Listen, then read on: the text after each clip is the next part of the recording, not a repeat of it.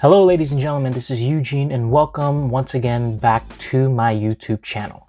I apologize for the absence and hiatus as of late. I've been working on a bunch of other things. There's a lot of changes to be coming, obviously, as you can see from my hair. But I haven't had an opportunity to do a couple of videos due to some prior engagements and other ventures that I've been doing. But now I'm going to kind of reset myself and dip my feet back in the water and resume everything here at Eugene Reviews, starting with this quick take. Now, a lot of things have came out between this video and the previous video that I've done. And I've seen actually a good handful of movies that came out either this year or a little bit before the new year, back in November, December time. And I've yet to really kind of put in a quick take. So today I'm going to be doing what I call a little rapid fire quick take.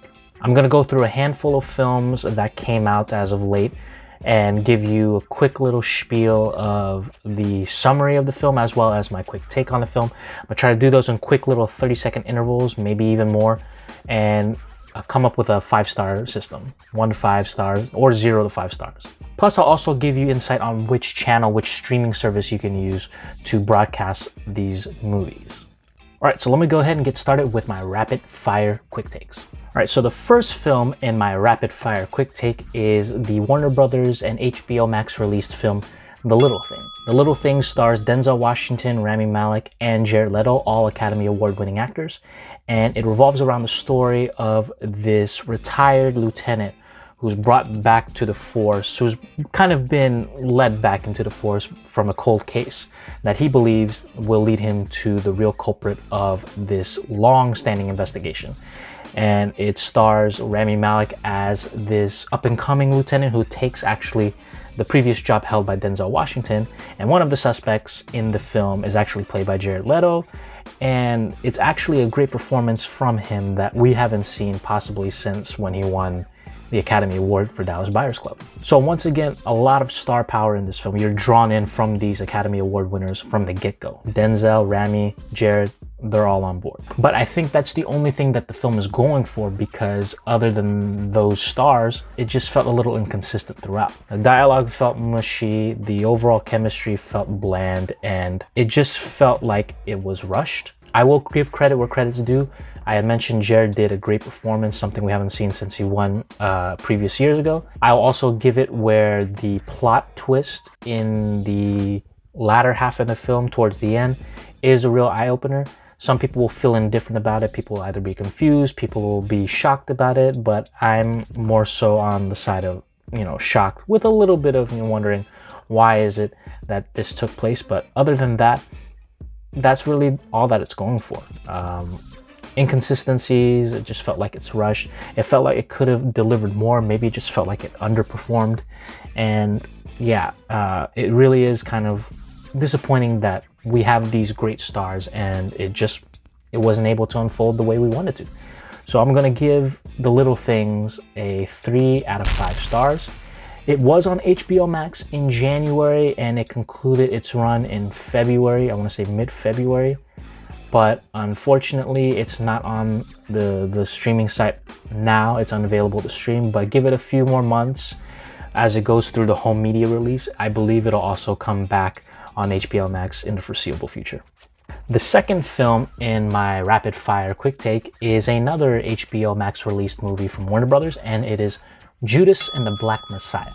Now, Judas and the Black Messiah follows the story of Fred Hampton as he's the leader of the Chicago chapter of the Black Panthers in the 1960s. And it also follows Bill O'Neill, the FBI informant assigned to infiltrate the Black Panther Party and infiltrate Fred Hampton. It stars Lakeith Stanfield and stars Daniel Kaluuya from the movies Get Out and Black Panther. And yeah, I gotta say this film is riveting. The performances from Lakeith, especially Daniel Kaluuya, were just mesmerizing from the get-go. It really is eye-opening, the ambiance of the 1960s, especially, Vietnam War era and social economic change era, where you see everything unfold, especially in the cities such as Chicago. I think that overall the setting, the sequences, the harsh sequences of police brutality, violence, social injustices, social discrimination, I think it was a really fascinating story and very appropriately told, especially now with everything going on in society today. Overall, Judas and the Black Messiah contains mesmerizing performances and very, very unsettling but very gripping narratives. I'm gonna go ahead and give it 4.7 out of 5. Unfortunately, also HBO Max does not have Judas and the Black Messiah anymore. It was done at the midpoint of March. However, just like with The Little Things, I think give it a few months as it goes through its home media release. By the time maybe in the next 2-3 months, we're gonna see that as well as The Little Things back on HBO Max very soon. So be on the lookout for that in a few months for Judas and the Black Messiah. My third film in my rapid fire quick takes is the Amazon Prime released sequel to the infamous 1980s comedy Coming to America, and it is called Coming to America. And once again, it stars none other than comedian great Eddie Murphy, along with Arsenio Hall, James Earl Jones, and many, many others from the original cast. The second film picks up after the original, where Prince Akeem is enjoying his life now with his wife and kids in Zamunda. However, we are thrown a loop when we find out that he does have a son back in New York from another woman.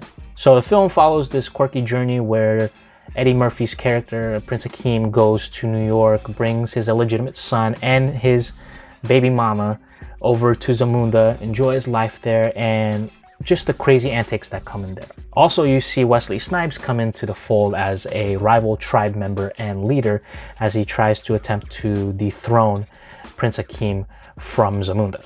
Overall, I think that nostalgia in this plays a key role in this film. If you haven't seen Coming to America 1, there's no point in seeing Coming to America 2. This is solely for the fan base that loved the first film, that loved that comedic masterpiece.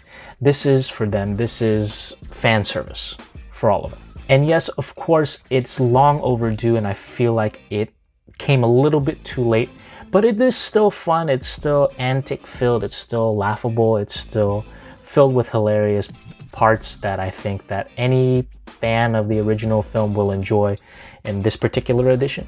The new editions, like I mentioned, Wesley Snipes, you'll even see Leslie Jones, you'll see Tracy Morgan, you'll see a bunch of people, a bunch of even cameos in this film that I think will be eye-opening. And I think that it's fascinating, it's fan service, it's enjoying it, it makes you feel, you know, very nostalgic, very warm because of the fact that it traces back all the way to the 80s original film, but really kind of does no favors in propelling the film or the series overall. But it is enjoyable nonetheless. I will be gracious to Prince Akeem and give this film a 3.6 out of 5. Once again, you know, it's a great nostalgic feeling. I loved and enjoyed seeing all the original characters. But as far as advancing the story, I just felt like it was a little off and maybe not as effective. And overall, just long overdue and probably was a little too late coming out. Coming to America, you can view on Amazon Prime. My fourth rapid fire quick take, we're going back to HBO Max for another Warner Brothers release, and it is the animated film Tom and Jerry. Now, Tom and Jerry obviously follows the famed cartoons, you know, 1-2 punch of Tomcat and Jerry Mouse and their antics all throughout, you know, that property. But the film does follow a narrative or lack thereof, and it also stars other actors such as Chloe Grace Moretz and Michael Pena. Overall, it follows Tom and Jerry as they go and do their antics at this grand hotel during this grand wedding weekend. And you just follow the story along as, you know, Chloe's character sees Jerry Mouse and thinks it's a problem and hires Tom to see if he can get rid of him. And one thing leads to another, obviously. And as films like cartoons that do live action versions of it, I think the overall falter comes from the human elements included in it. This is Tom and Jerry. It felt like Tom and Jerry were secondary in this, and it all revolved around the human characters, and no one was really kind of on board with the human elements of this film. We're there to see Tom and Jerry. We're there to see Tom and Jerry, you know, chase and do wild things all throughout the film. Albeit, I do love the nostalgic things where they bring in Spike. They bring in Spike, the famed muscular bulldog. I remember that, or Pitbull. I'm not sure which breed of dog he is. Overall, it just felt hollow, because once again, it's a Tom and Jerry film, but it felt like you didn't even see enough of Tom and Jerry to begin with. You're too focused, or at least they're shoving down your throats this narrative of the humans in this particular hotel and this character that people are trying to be invested in, but it's not really effective because it's a Tom and Jerry film, obviously. So yes, there's a couple of laughs. Yes, there's a few cool little gags here and there. There's a cool few amount of callbacks to stuff from the cartoons. People who are fans of the cartoons will love that portion, especially myself. But overall, it just felt like it was a hollow, unnecessary live action version that I thought had some potential going in, but just ultimately fell flat on its face. I'm giving Tom and Jerry a very, very gracious 2 out of 5 stars. I love the cartoon to death, one of my favorite cartoons of all time, but it just hurts seeing them feel treated like they're secondary characters. Yes, the animation is good and all, but it doesn't shy away the fact that, you know, this film is just not that good. My 5th film in my quick take rapid fire edition is the Disney animated original and Disney Plus Premiere Access released, oh wow, that's a handful, Disney film Raya and the Last Dragon. Raya and the Last Dragon stars Kelly Marie Tran from Star Wars The Last Jedi and Star Wars The Rise of Skywalker, as well as Golden Globe Award-winning Awkwafina. Kelly Marie plays Raya, who's this young girl grown up to be a teenage girl in the fantasy land of Kumandra, and her efforts in summoning this dragon known as Sisu, played by Awkwafina, in hopes to conjoin together the land of Kumandra in unity and peace once more. The film is beautifully crafted, it's well animated. I think that Disney does a great job, as they always do, in presenting characters and making us relate and feel and latch on to all of these unique individuals. Raya and the Last Dragon is no different. You're invested in Raya, the character. You're invested in Sisu, who's probably one of the show stealers in this entire film. The other side characters too, as well as other important roles and important factors, are very, very well essential.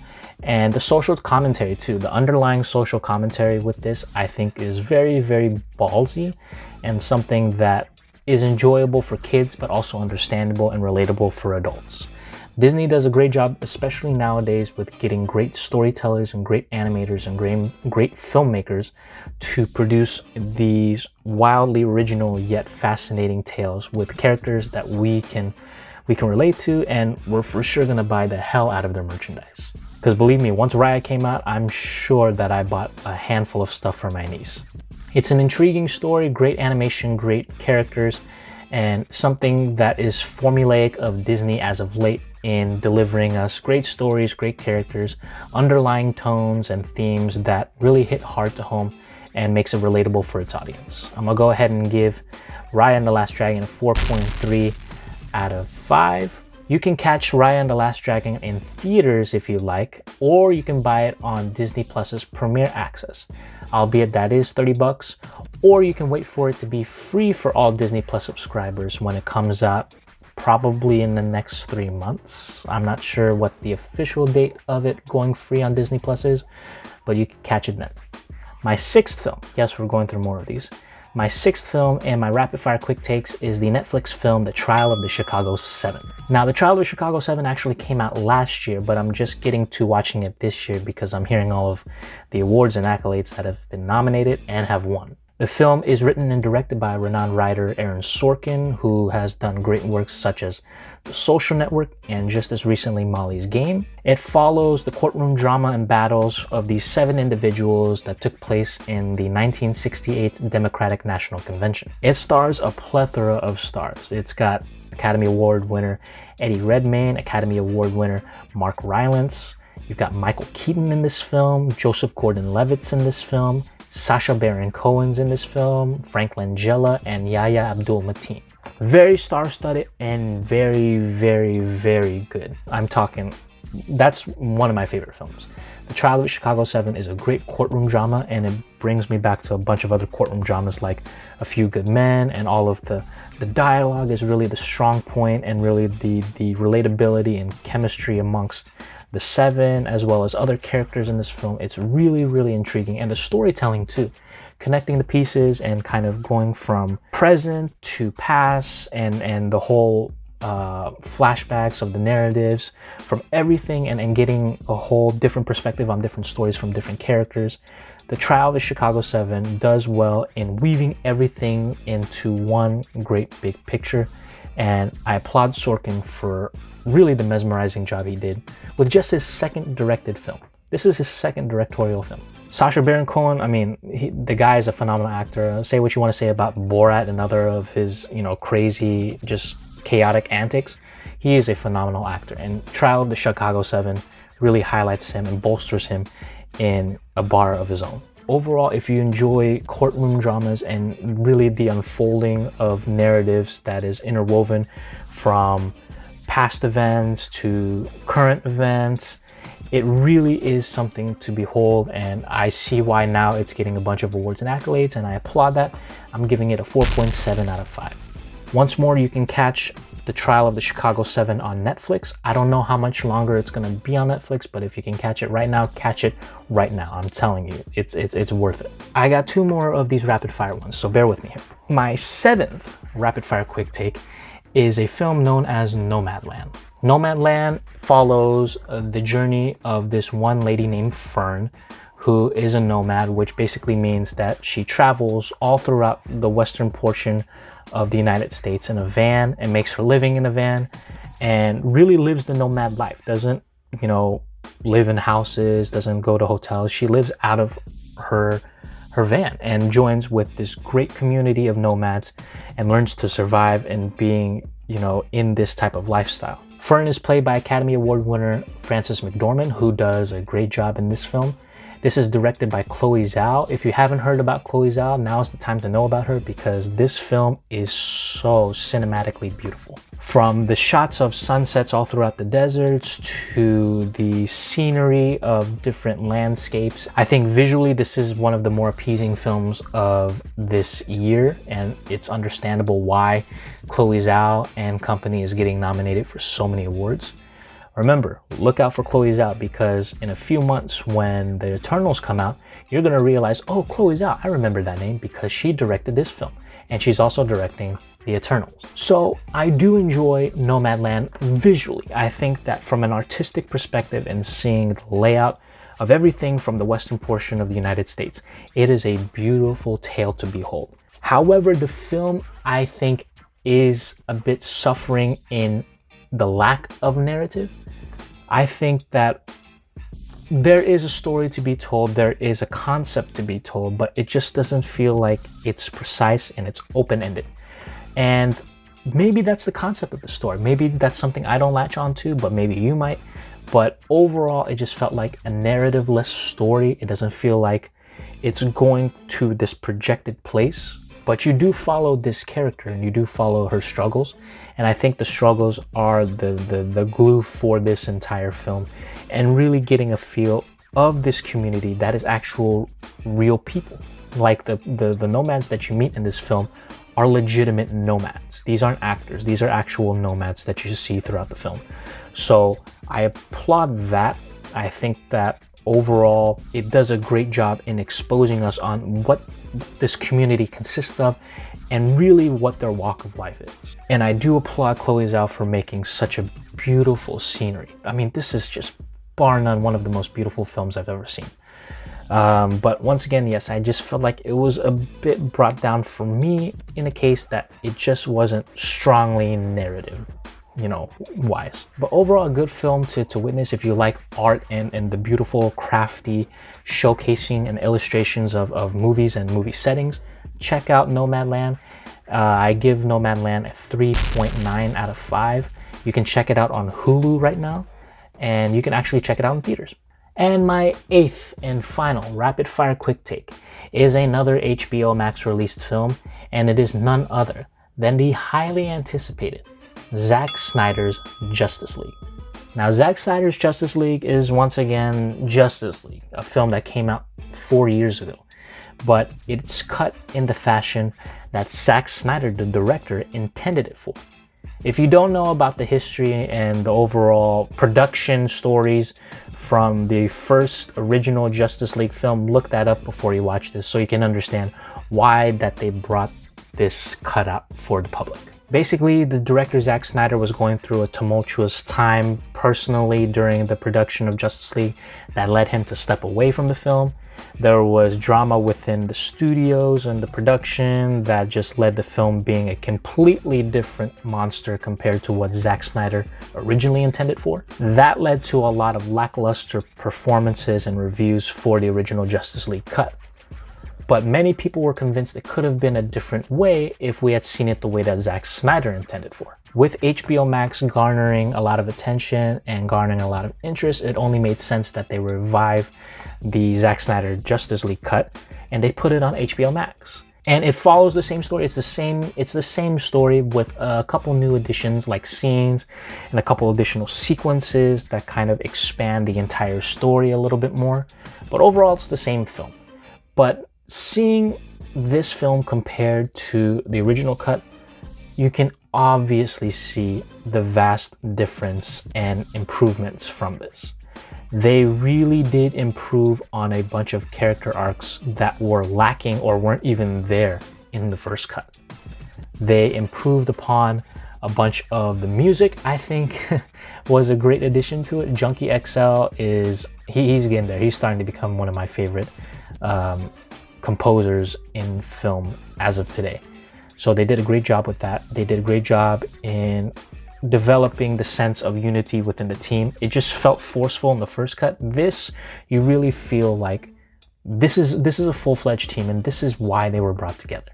Albeit it's its strength and it's a weakness, it is lengthy. It's like 4 hours and change.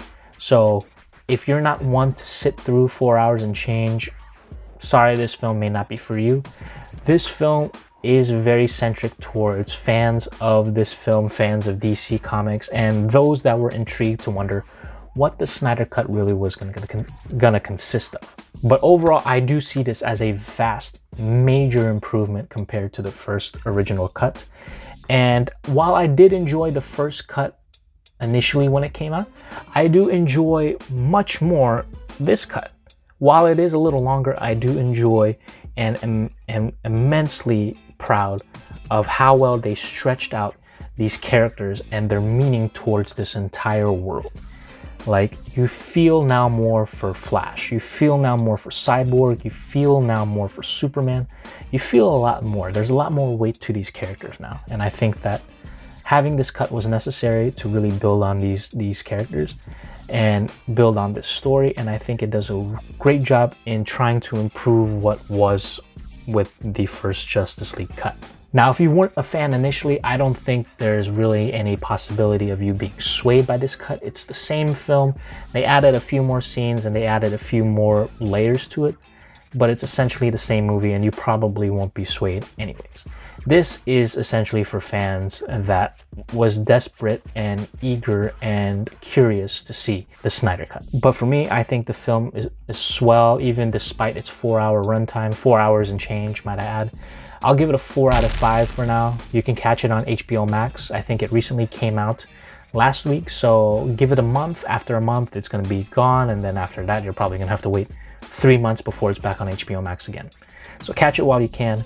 HBO Max, Justice League, the Snyder Cut, Zack Snyder's Justice League. All right, we've gone through 8 films, hopefully in a time that's well-mannered and suitable for this movie.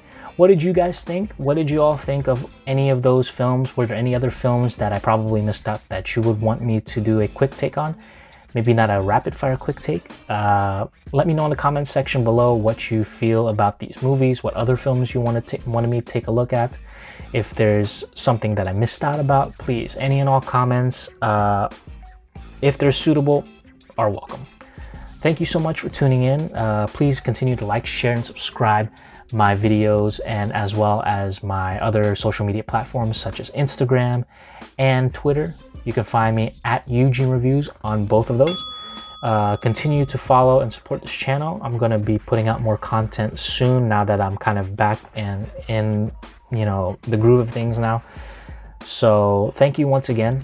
Thank you for tuning in. Hope you guys get a chance to view these films if you haven't already. Hopefully I've swayed your mind and got you thinking about it. And that's the concept of these. Movies, movie news, so on and so forth. I hope you guys enjoyed watching these as much as I'm enjoying doing these. Can't wait to look forward on many, many more films in HBO Max and other platforms that are going to be coming out soon. For more quick takes, for more reviews, I'm definitely looking forward to that. So thank you once more. Thank you for tuning in. This is Eugene signing off once more, and I will see you again, once again, for another episode very soon of Eugene Reviews.